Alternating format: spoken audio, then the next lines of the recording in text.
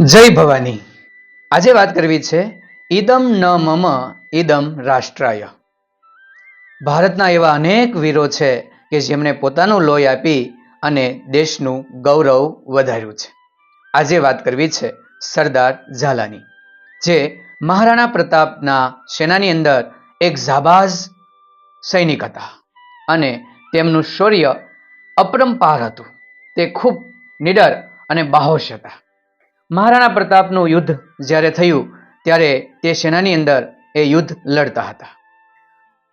સામેના સેનાપતિ માનસિંહને જોઈ મહારાણા પ્રતાપ તેની ઉપર હુમલો કરે છે અને પોતાનો મોટો વિશાળ ભાલો એ માનસિંહ ઉપર ફેંકે છે. પરંતુ હાથીને ફરી જતા એ ભાલો અલગ જગ્યાએ જતા માનસિંહ બચી જાય છે અને ત્યાંથી નીકળી જાય છે. પરંતુ એ ચડાઈ કરતી વખતે મહારાણા પ્રતાપ એકદમ મોગલ સેનાની વચ્ચે આવી જાય છે અને ચારે બાજુ દુશ્મનો ને દુશ્મનો હોય છે. એ સમયે સરદાર ઝાલા એ પોતાના માલિકને જોઈ જાય છે કે ચારે બાજુ દુશ્મનો છે અને વચ્ચે મારા સ્વામી મહારાણા પ્રતાપ એકલા છે. આથી પોતાની તલવાર ખૂબ ઝડપથી ચલાવે છે. દુશ્મનોના ધડ માથા અલગ કરતા કરતા એ એકદમ મહારાણા પ્રતાપની નજીક પહોંચી જાય છે અને ત્યાં જઈને મહારાણા પ્રતાપના માથા ઉપર રહેલું રાજચિહ્ન એ પોતાના માથા ઉપર ધારણ કરી લે છે. એ પણ મહારાણા પ્રતાપ જેવા ખડતલ શરીરવાળા હતા. આથી દુશ્મન સૈનિકો એમને મહારાણા પ્રતાપ સમજી લે છે અને બધા એના ઉપર તૂટી પડે છે અને મહારાણા પ્રતાપ એ બચી જાય છે. પોતે પણ નિડરતાપૂર્વક અને ખૂબ શૌર્યથી લડે છે.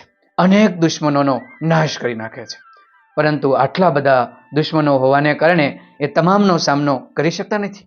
પોતાના શરીરમાંથી લોહીની ધારા નીકળી જાય છે અને એ નિડરતાપૂર્વક તલવાર ચલાવતા ભાલો ચલાવતા દુશ્મનોને મારતા જાય છે. પરંતુ અંતે તેમનું શરીર જવાબ આપી દે છે અને એ ઢળી પડે છે.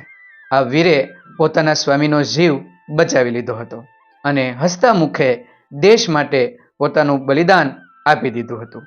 મહારાણા પ્રતાપે પછી અનેક યુદ્ધો કર્યા હતા અને ભારત દેશના ગૌરવને આગળ વધારવાનું એમને કાર્ય કર્યું હતું. એમની સેનામાં જ્યારે આવા જ સૈનિકો, આવા જ જ્યારે લીડરો હોય ત્યારે જ આ કાર્ય શક્ય બનતું હોય છે. આવા તો નામી અનામી એવા મહાન યોદ્ધાઓ અનેક છે કે જેમણે પોતાના સ્વામી માટે સ્વામી ભક્તિ કરી હતી અને પોતાનો જીવ આપી દીધો હતો. ત્યારે પોતાનું મહત્વ નહીં પરંતુ દેશનું મહત્વ તેમને આગળ લાવી અને દેશને ગૌરવાન્વિત કર્યું હતું. વંદન છે એ વીર સરદાર ઝાલાને.